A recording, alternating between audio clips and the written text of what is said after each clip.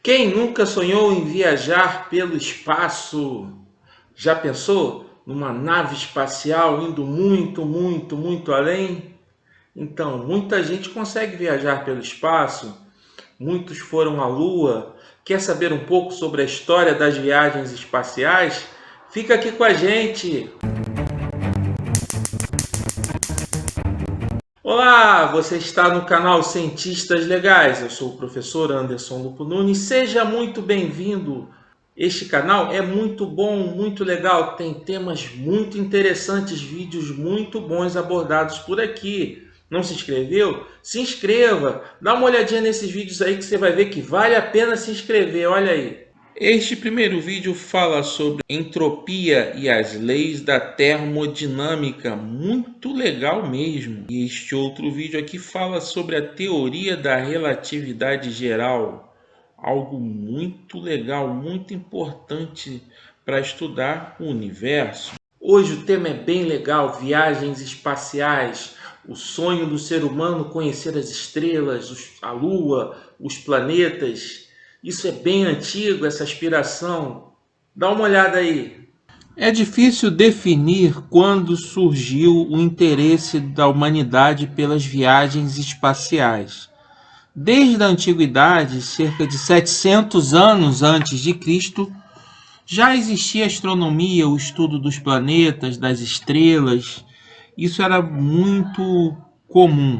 Podemos começar a contar a história do pensamento, do sonho do ser humano em fazer viagens espaciais a partir de 1609 com o trabalho de Kepler, onde ele estabelece a partir das leis de Kepler os fundamentos de uma nova astronomia. Em 1610, Galileu fez a primeira observação usando um telescópio dos corpos celestes, como a Lua, as luas de Júpiter, Vênus. Ele já conseguiu observar tudo isso com a ajuda de um telescópio. Não podemos deixar de citar que em 1687, Newton, a partir do livro Princípio, estabeleceu as bases da gravitação universal.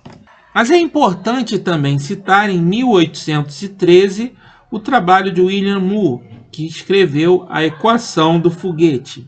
Também teve muita importância de algumas obras de ficção no desejo do ser humano em fazer viagens espaciais. Fazemos o registro aqui do livro de 1865, escrito pelo escritor Júlio Verne, Da Terra à Lua. Também tivemos em 1898 a obra A Guerra dos Mundos, de George Wells. Em 1903, o russo Konstantin Eduardovich Tsiolkovsky fez um trabalho científico comprovando que a exploração espacial era possível. Esse trabalho é um marco muito importante em tudo isso daí. Em 1912, tivemos a primeira medida dos raios cósmicos.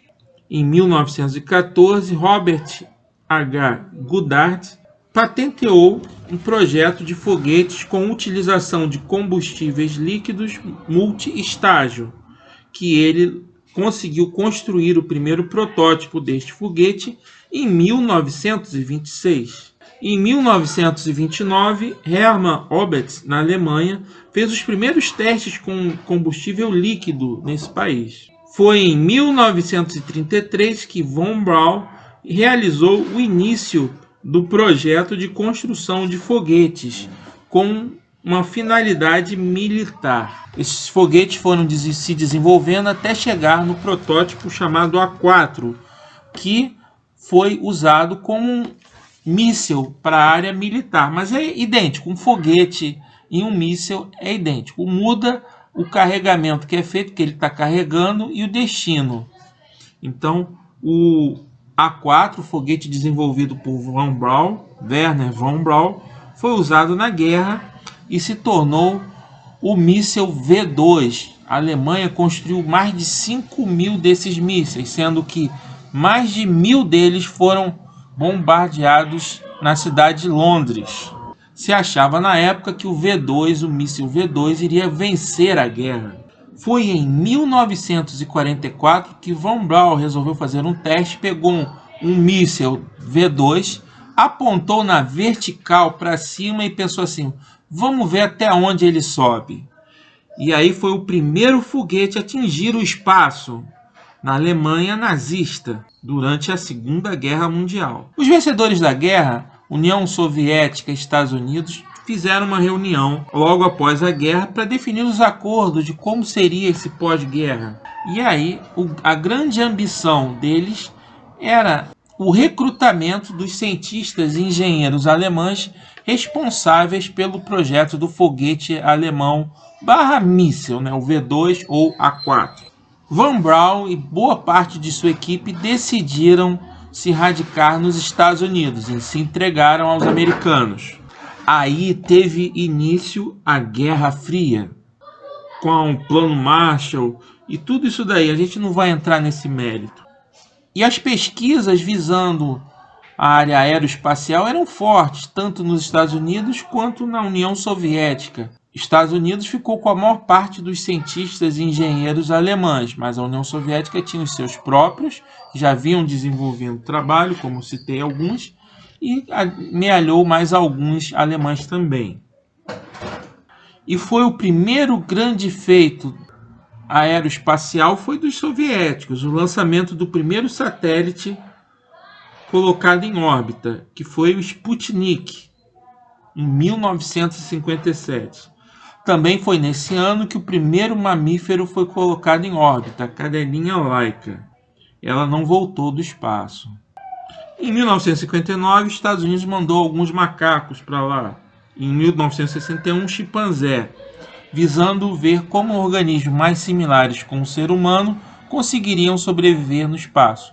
Os macacos e os chimpanzés voltaram, voltaram com vida. Para a surpresa de todos, ainda em 1961, Yuri Gagarin foi para o espaço, o primeiro ser humano a ir para o espaço. O cosmonauta russo Yuri Gagarin. Ficou famosa a sua frase: "A Terra é azul". Então vocês percebam que toda ação tem uma reação. Então esse programa espacial russo, soviético, que conseguiu ter o primeiro cosmonauta, Yuri Gagarin, incentivou a NASA a fazer um feito maior ainda. Daí surgiu a ideia: por que não pisar na Lua? O contexto, como vimos, era o auge da Guerra Fria. Os americanos não podiam se conformar com o fato dos soviéticos atingirem o objetivo de colocar o primeiro homem no espaço. Eles teriam que ter um feito mais impressionante, mais surpreendente do que este. E por decisão do então presidente John Kennedy, a missão estava dada. Os Estados Unidos deveria ter o primeiro homem a pisar na Lua. Para tanto, criou-se o projeto Gemini. Em várias etapas foi desenvolvido esse projeto: Apollo 7, Apollo 8, Apollo 9, Apollo 10, até chegar finalmente a Apollo 11, onde, após todas as etapas anteriores bem-sucedidas, tivemos a chegada do homem à Lua. Os astronautas designados para essa missão histórica foram o comandante da missão, Neil Armstrong, Buzz Aldrin, piloto do módulo lunar, e Michael Collins, piloto da aeronave que permaneceu em órbita na Lua enquanto seus colegas estavam na superfície. O lançamento do foguete Saturno V com a tripulação de astronautas da Apollo 11 foi transmitido ao vivo pela TV. Foi a maior transmissão televisiva até aquele momento. Milhões de espectadores no mundo todo assistiram perplexos o lançamento do foguete. Muita gente até hoje acha que foi um fake, foi uma armação. Mas não foi, foi real. Era um foguete multi-estágio, então os astronautas foram enviados em direção da Lua pelo terceiro estágio do Saturno V, separando-se do resto do foguete e viajando por 3 dias até entrarem na órbita da Lua. Armstrong e Aldrin então foram para a Eagle, pousaram no Mar da Tranquilidade, a região da Lua, e passaram o dia inteiro, cerca de 21 horas, em solo lunar. Então Neil Armstrong disse aquela famosa frase: um pequeno passo para o homem e um grande salto para a humanidade. Um momento incrível na história da tecnologia, da ciência, algo memorável. Ao se reunirem novamente com Michael Collins, houve o processo de retorno, que foi muito bem sucedido, e eles aterrissaram no Oceano Pacífico em 24 de julho, após 8 dias no espaço. Sucesso absoluto. Não poderíamos falar de viagem espacial sem citar um dos piores, talvez o pior acidente que ocorreu toda essa trajetória, que foi o acidente da Challenger, visto ao vivo por milhões e milhões e milhões de pessoas em todo o mundo, uma transmissão ao vivo, uma coisa terrível, muito terrível. O acidente com a Challenger ocorreu em 28 de janeiro de 1986. Ao todo, 7 pessoas morreram após 73 segundos do lançamento. Estava todo mundo assistindo na época. Foi um grande choque. Nessa viagem foram civis, pessoas que não eram astronautas. E houve uma comoção mundial com esse acidente. Um anel de borracha não resistiu à temperatura, ocasionando o vazamento de gases muito quentes que provocaram a explosão. E agora a gente vive nessa coisa toda do Elon Musk, a SpaceX. E aí? O que a gente pode falar sobre isso? Todos os avanços que surgiram a partir dessa parceria com a NASA e com as agências espaciais. Elon Musk está se tornando o primeiro trilionário do mundo. Sua fortuna já chega na casa dos trilhões. A SpaceX é uma empresa que existe desde 2006, fundada pelo bilionário Elon Musk. Dizem que a fortuna dele já chega perto de $1 trilhão. Essa empresa ganhou uma licitação para poder fazer viagens para a Estação Espacial Internacional. A NASA resolveu abrir o mercado da exploração espacial para a iniciativa privada. É um negócio lucrativo colocar um satélite no espaço. Por isso, Elon Musk tem investido muito nisso daí. Dizem que o seu sonho é fazer uma viagem até Marte. Recentemente, o bilionário Jeff Bezos participou de uma missão espacial. A NASA continua mais forte do que nunca a partir desse aporte financeiro e parceria com a iniciativa privada. Elon Musk e seus sócios estão muito felizes também com essa parceria. E não podemos deixar de citar a missão Gemini, onde tivemos o primeiro voo de objeto mais pesado que o ar, fora do planeta Terra, em outro planeta, no caso, em Marte. Olha as imagens. Olha aí o voo do helicóptero, muito legal, um momento histórico. Isso ocorreu em abril de 2021, um grande passo para a conquista de Marte. Mas por que é tão importante viajar para o espaço? Quais são as causas que determinam as viagens espaciais? Vamos refletir um pouquinho. Os recursos naturais do planeta Terra vão se esgotando, então um motivo sério para isso é a exploração de recursos naturais de outros planetas. E eventualmente é possível que, uma vez que o planeta Terra não tenha mais condições de abrigar a vida, possamos migrar para um outro planeta.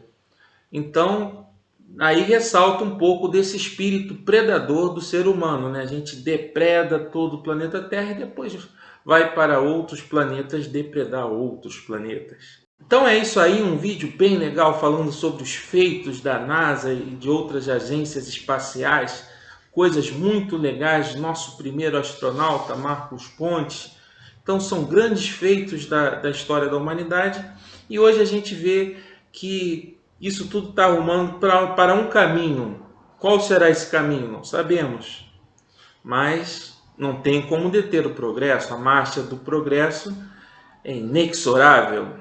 Então é isso que tínhamos por hoje, agradeço a sua presença por aqui, assista os vídeos que aqui estão aparecendo, tchau, tchau!